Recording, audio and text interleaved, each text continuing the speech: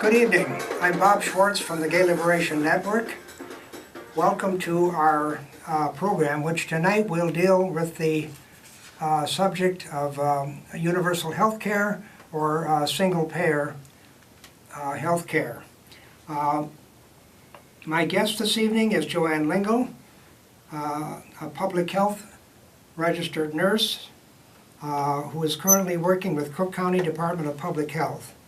Joanne joined the fight for universal health care nearly 50 years ago as a public health nurse with the Visiting Nurse Association of Chicago and as a member of professional nursing and public health associations. Joanne volunteered after hours one evening per week at the Black Panther Free Clinic at 16th and Pulaski with Drs. Quentin Young and Eric Cass, providing access to care in underserved communities. Joanne's commitment to and resolve to fight for a universal single-payer system of healthcare delivery has taken her across the city, county, state, and country. Joanne is a leader in the local chapter of National Nurses United, is a member of Reclaim Chicago, and continues the struggle for a single-payer healthcare system in her work and political resolve and commitment. Welcome, Joanne.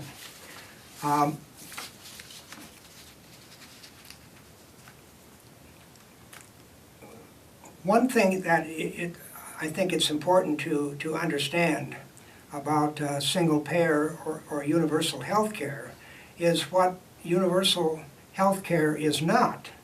And it is not what we have today with the Affordable Care Act, or so-called Obamacare, and it is not the Republican replacement for that. These are plans that benefit the pharmaceutical industry and the giant insurance companies. They do not benefit people who need health care. So let me just ask Joanne if she could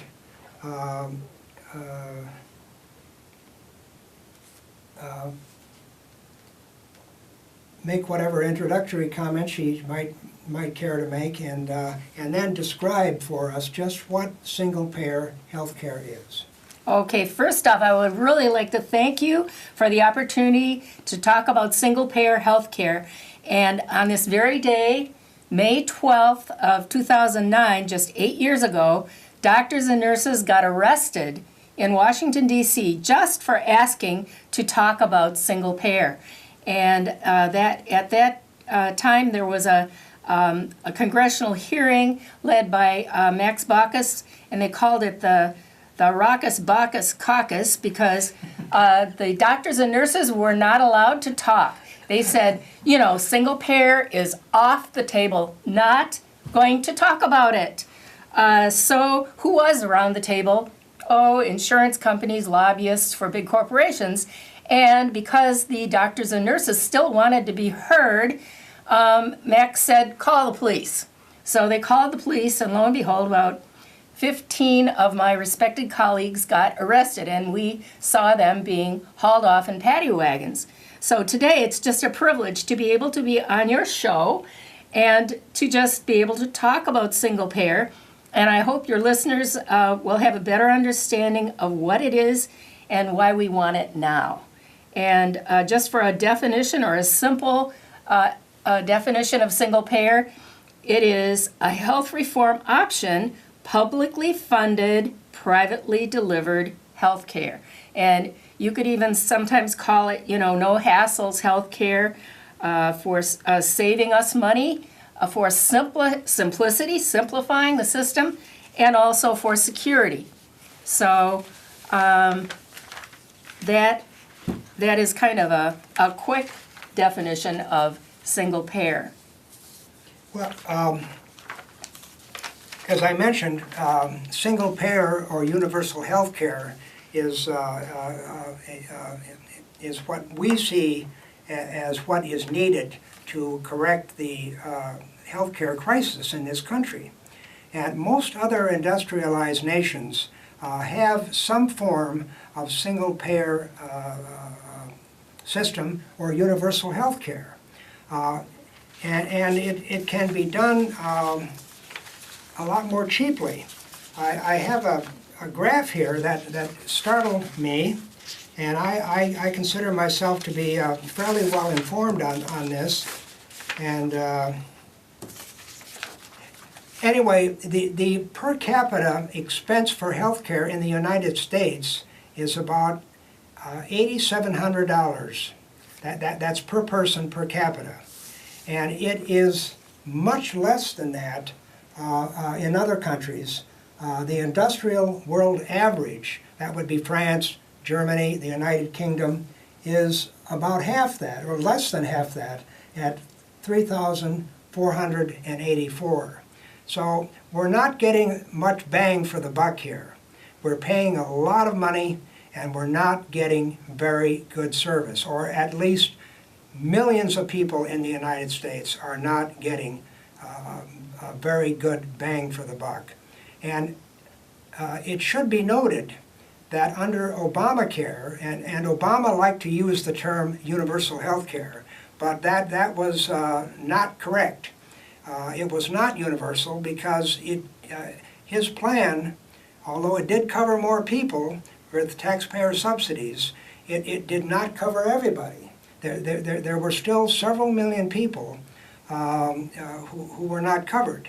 And under the Republican replacement plan, it would be even worse. More people would be uninsured, and the premiums would go up as they've been doing under Obamacare, and it's likely that there would be insurance companies that might refuse to participate in that plan as they are refusing to participate in Obamacare.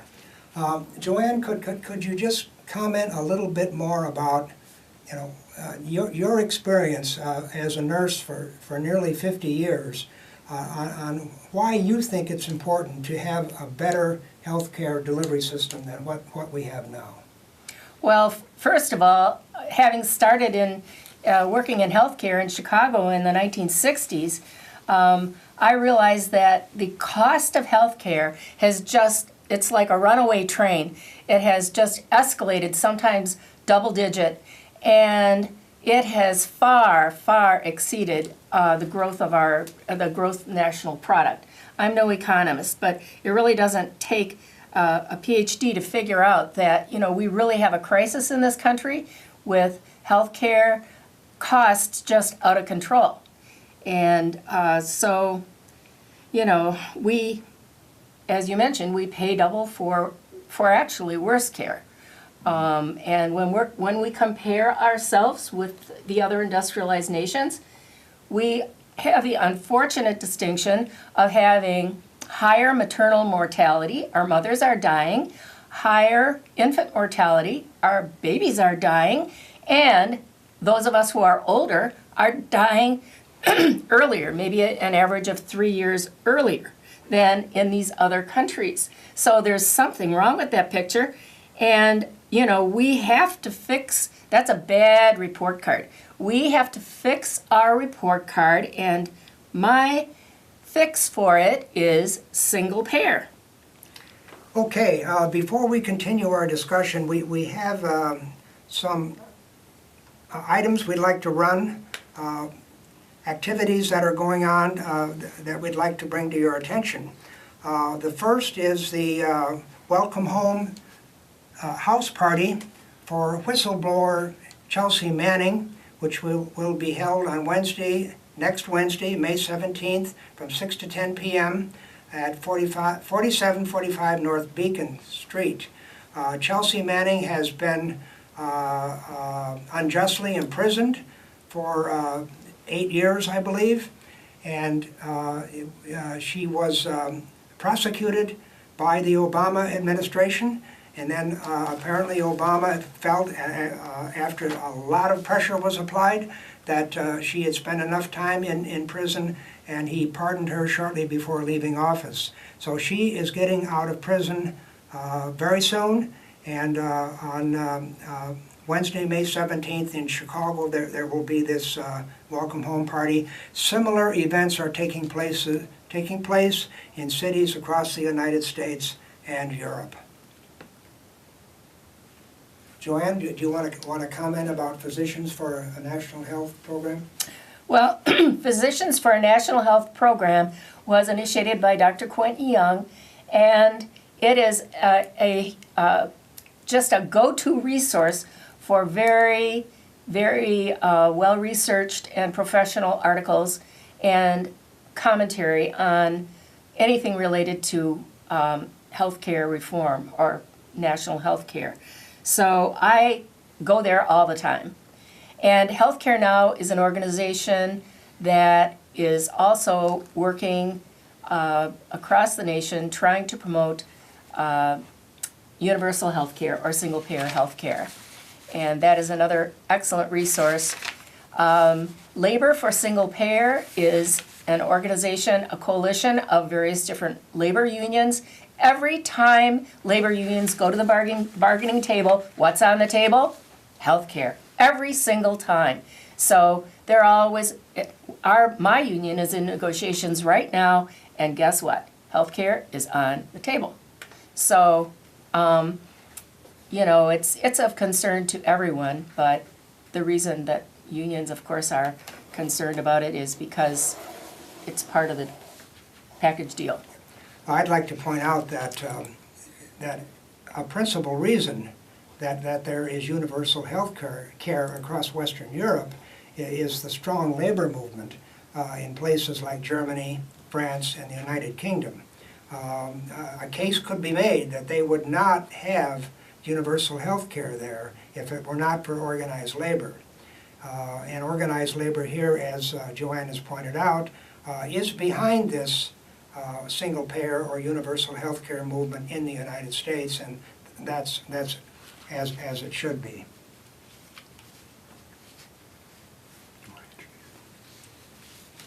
Okay, we're going to run a short video now, which will help explain what single-payer health care is all about. As a result of foreign competition, our gross profit margins deteriorated. We had to watch every penny of overhead. Every penny, every half penny on this product. And the one area that was so confounding was healthcare costs. Every employer I know, they dread the next hike in their insurance rates. The current costs of the system are becoming intolerable. Why are we creating an extra hurdle for business? It's tough enough out there. We looked at opening up a U.S. operation. If I had to increase my costs by over $1 million because of insurance coverage costs, that alone would probably drive me to bankruptcy.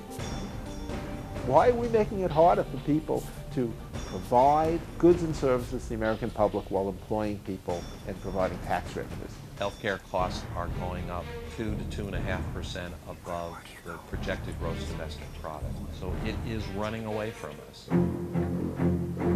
Health insurance is a really complex system. I cannot read my insurance policy. I don't understand it. The variation in what hospitals are getting paid was more dramatic than we thought. How are the prices set? I'll wager you have no idea.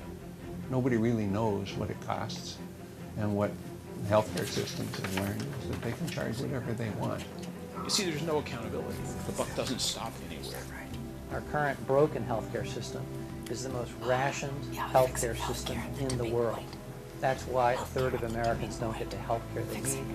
Pity the poor company that's more labor intensive than us.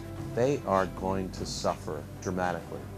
And if they are having bad years, if they're on the verge of collapse, this is going to push them over.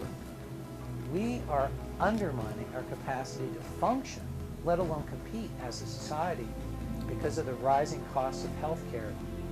If I told you that every one of your employees could get the health care they need guaranteed, that your costs would go down, everyone would pay less and get more, you might be skeptical. Just imagine what it would mean for this country if we could cut our health care bill by 25%. Imagine what it would mean for our business community not to have this albatross around their neck. It would be extraordinary.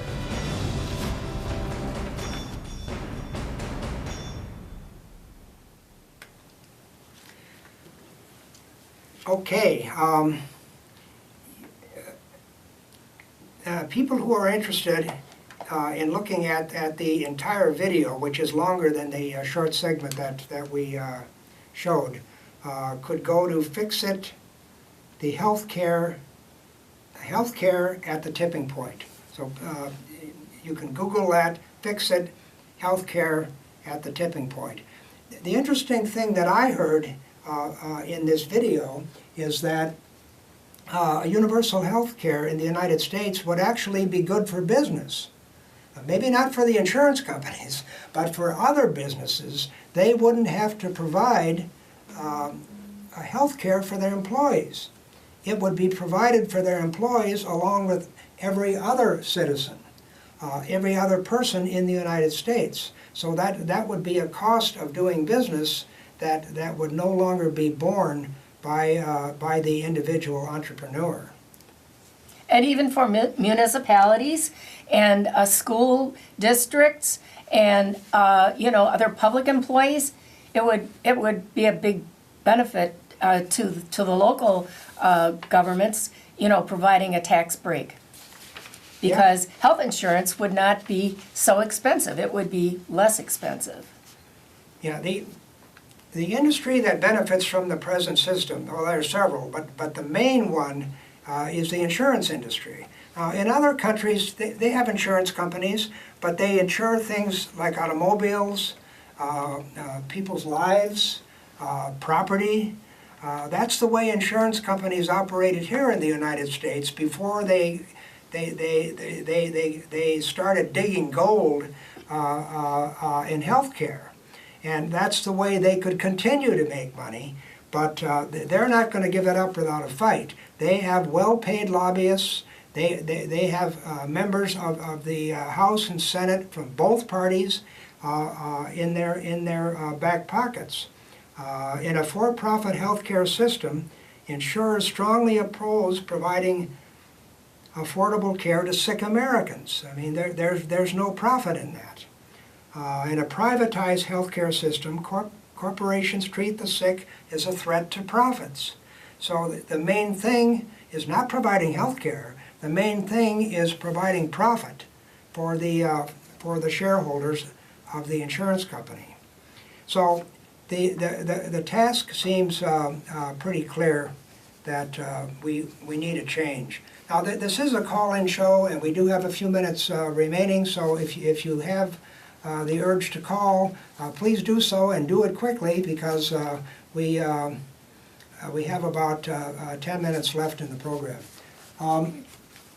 I wanted to ask you one thing. Oh, the bill that's been introduced in Congress by John Conyers, I think he refers to it as Medicare for all. Is that another way of saying universal health care? It's the same thing. HR 676 is the, it's been introduced here time after time. And I know that Senator Bernie Sanders is working on a proposal to be introduced in the Senate, which would be similar. He hasn't introduced it yet, I don't think. So The leadership of the Democratic Party, Pelosi in the House and Schumer in the Senate, don't support these bills. The Democratic Party leadership is against single-payer or universal health care. Okay, we do have a caller, so we will take that call now.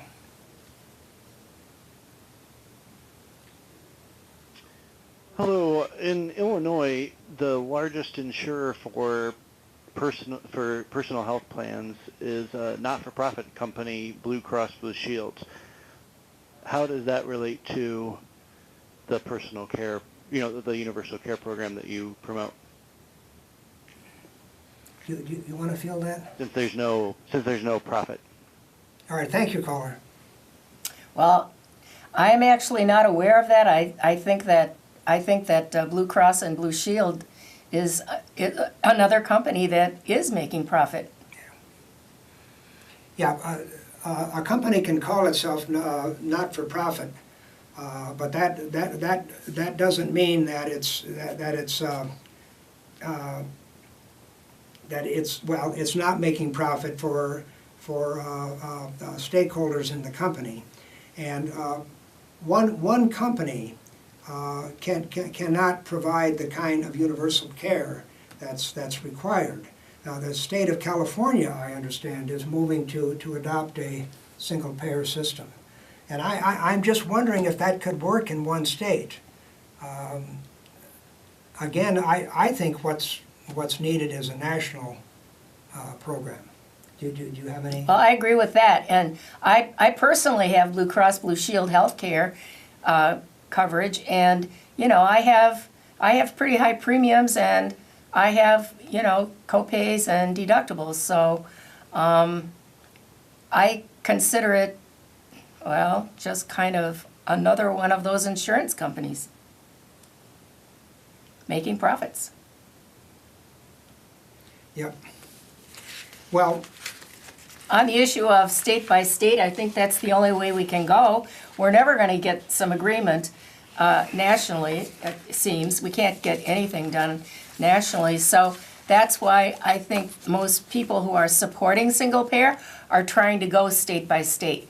And we're having really, really great hopes that it will pass in California. If we can get it to pass in one state, then maybe we can get it to pass in another state and just go state by state until we have single payer for all.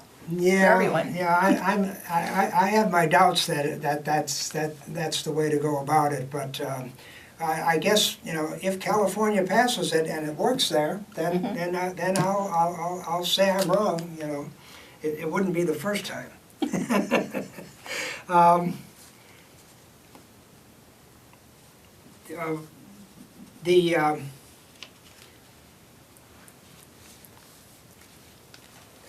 Perhaps rather simplistic example that I'd like to present is that at one time in the United States, I know this was true in Philadelphia, I think in New York during colonial times, there were fire companies that were private.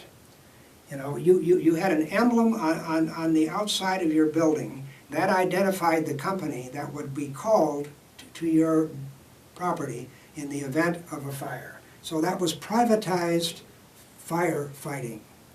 Well, that didn't work out too well.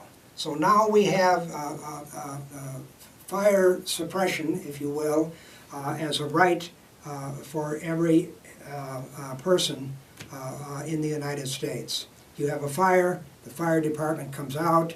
You don't have to pay the firemen. They're paid by the taxpayers. They're publicly funded. Now, that may sound simplistic, but I see that there's a parallel there for health care. It should be seen as a right. It should be available to everybody, and everybody should pay for it in a publicly funded manner. So, do you have any closing thoughts? Well, as Quentin Young would say, everybody in, nobody out. So that's universal health care. It's our ultimate goal, and we're on a journey, little by little, we're working toward that goal. Let's run over our announcements one more time. Physicians for a National Health Plan, an excellent resource for articles, letters to the editor, commentary. You can go to articles, or you can go to the quote of the day. So you're going to get up-to-date information on what's happening in healthcare. Healthcare Now, an organization nationwide that many people support and belong to. In fact, they are instrumental in helping make this film possible, Fix It. And they can be, you can look them up for local events, for information, commentary. And Labor for Single Payer, This gives you the labor perspective. Actually, probably there's a lot of overlap and sharing of information between these various, websites.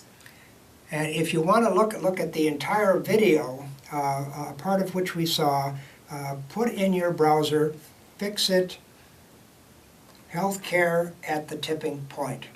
And finally, once again, please join us to welcome home Chelsea Manning, who is being released from prison.